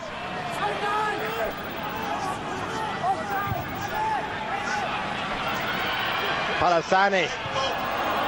Michael Allen. Knocked on by Ulster. Referee playing advantage to Zebra. And they're going to take advantage of it. Palasani. Haimona tries to make a bit of a gap. Palasani again. Tony Alate. That's gone wide.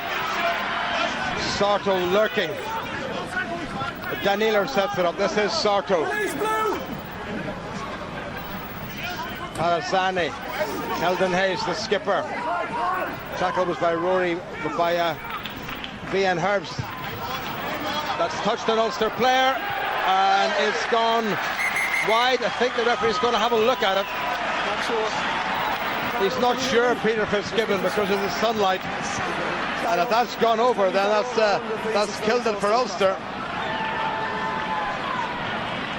Ulster at the moment have got a losing bonus point when they thought they had the game won. Sure, if we don't have a conclusive angle, I'm going to give it. But he's going to get this, you know. That's gone over. I can't hear you. Can't hear you, Stefan.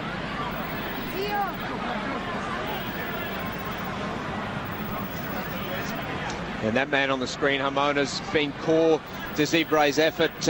Outstanding ball carrying initially in the 12 channel, slotted into 10 and directed his team around the park, and it looks like he's made a very good decision on this. The ball was disrupted, it was a little bit slow, he stood in the pocket, he gave a nice contact to that, and it just remains to be seen now whether it snuck over the bar or dipped under, and it looks like it's over. Yes, Carlo. May award the drop kick. It is a drop kick. It is a drop kick, and the Zebra now 7 points up, and Ulster really have to work hard. They need a converted try to salvage a draw here, and I don't know that there's enough time. They will put everything into it. There goes Trimble, jumps and chases. Ball was knocked forward. This is Sarto. I'm sorry. Zebra look like they're heading for their first victory of the season. Ball taken by Gilroy, who's done well at full-back. Gets up to halfway. Replacement hooker was all over him. Humphreys, bit of width. Cave. Now to Michael Allen. Back inside to Tommy Bowe. Bowe stretches the legs. Good run by the British Lion. Must be a penalty, surely. Not rolling away. Back here. Okay, let him go. Playing advantage for an earlier infringement and coming all the way back to the halfway line to give an opportunity for Ulster, who must surely now kick into the corner, go for the draw. 3 points. They're still within 1 point losing territory, so gambling everything, kicking into the corner, seeing if they can construct a 7-pointer and go from there. Delicate kick by Humphreys. Wonderful kick by Humphreys. Paddy Jackson, remember, he collided with either a knee or an elbow in an attempt to stop the Zebra try. We have just over 5 minutes remaining, and Ulster will need to do what they did in their opening game of the season away to the Scarlets and Carnethley. Here's Rory Best. Stevenson with the take, McComish with the tidy up.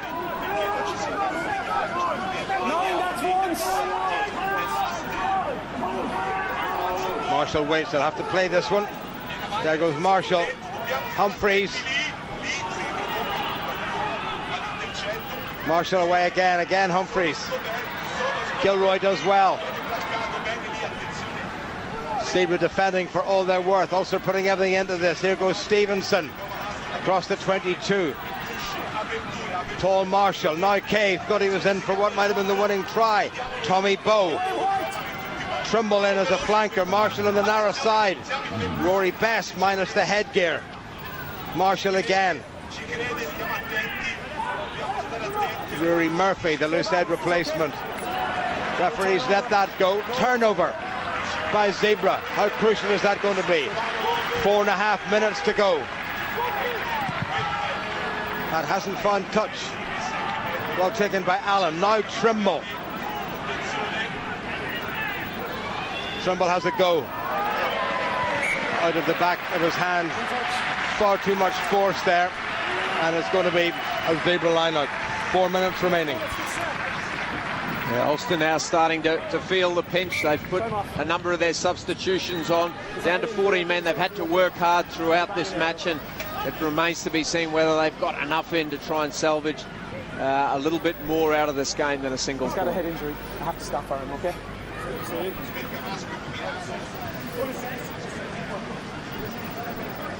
Luciano O'Carroll wearing number 23 looked as if he was coming on some time ago, but he is going to come on now. Is there somebody got a head injury? I thought I heard the referee say. A brief stoppage. The clock will stop. Just under 4 minutes remaining. And the outcome of this game, I guess, Ryan, was decided in the 11th minute when Declan Fitzpatrick was sent off, because the whole thing changed completely.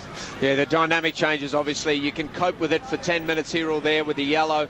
It totally alters your defensive structure around the set piece, particularly the scrum, when you lose one of your starting 8. And Ulster had to try and adapt to it, but a spirited performance. It can't be taken away from Zebre. They came out in that second half. They looked fairly impotent in the first, but in the second they showed their strike power. That was won by Bernabo at the line-out. Andrew Trimble gathers well. Slips inside Bergamasco. Marshall. Humphreys. Tommy Bowe. No way through for the league's top try scorer. Marshall again. Rory Murphy. Fine hop and a skip from the replacement prop. Marshall. Rory Best. Zebre tackling and tackling. Humphreys. Gilroy. Good strong run. Got support from Bowe and Trimble. And Marshall in there as well. Bernabo. Did he come in from an offside position? Well, the referee didn't think so. This is Vian Herbst, who's been on since the 11th minute. Humphreys. Cave. Poor pass. He's given a chance now to deny Ulster perhaps even the losing bonus point. Here they come again. This is the young centre, Giulio Busegni. Palazzini, Garcia, Bernabo. Great stuff now from the home side, looking to press home their advantage, and all they do is give away a penalty, holding on the tackle. Ulster have taken it quickly. Away they go. Here's Trimble. Well, he's got past the first couple of defenders, and the ball was left behind, but the man was jumped over the top, and that's going to be a sin binning, deliberately done by Oliviero Fabiani, and he goes to the bin. There is time for the line out for Ulster. Just over 2 minutes remaining. Humphreys hasn't found touch, and here is Sarto. That's a very poor tackle by Ulster. Paul Marshall. Craig Gilroy. Imona, who got that crucial drop goal, goes all the way back. Gilroy. And Imona has found his touch. Or has he? Yes, he has. No, they're not outside. They're all coming out. Trimble thought about the quick one, and the Ulster coaching team, not too far from us, saying no, but they have taken it quickly. Paul Marshall. Nicely done. Here goes Bowe. Foot on the gas by Tommy Bowe. Goes inside Bergamasco and outside Bergamasco. Paul Marshall. Plenty of white shirts wide there. Ian Humphreys. Mike McComish. Solid run by McComish. Advantage. Referee's given the penalty. Into the mark. You gotta go to the mark now if you want it. Well, Peter Fitzgibbon being a tad fussy there. Paul Marshall wanted to take it quickly, but he insisted it was through the mark. Into the last minute of this game, as soon as Humphreys kicks into the corner, well, Ulster have got to try to catch and drive and hope they can score a try and convert it. Otherwise they're going to lose for the first time this season. Difficult circumstances, playing for 70 minutes with only 14 men, and a big risk taken by coming here with very much an understrength side. O'Kara eventually does come on, wearing number 23.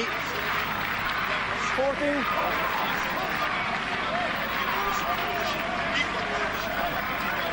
I think it's Giulio Toniolati, number 14, is going off. Ulster need to win this line-out. They have done. The ball is there. It's gone to ground. Marshall. Darren Cave.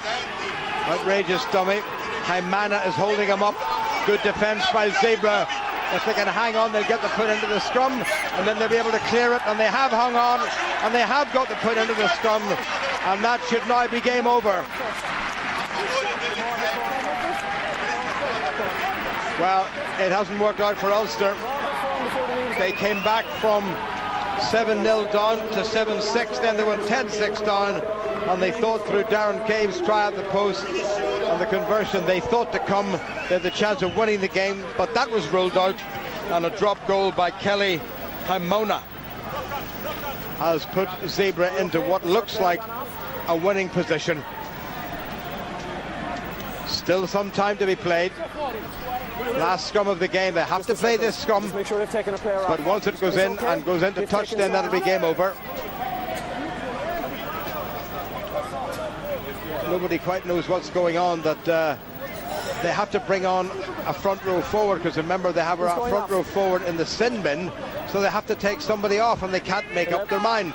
They have to bring on a front row forward, but nobody can decide who's going off. It doesn't matter who's going off, and then Sarto decides he's had enough of this nonsense, and he decides to stroll off himself.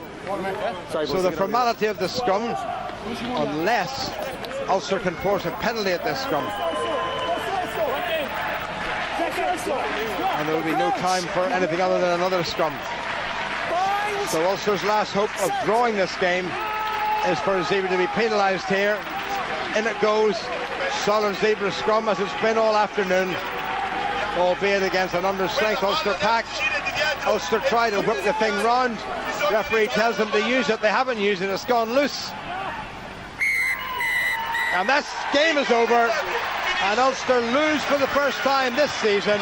The final score here in sunny Parma is Zebre 13 and Ulster 6.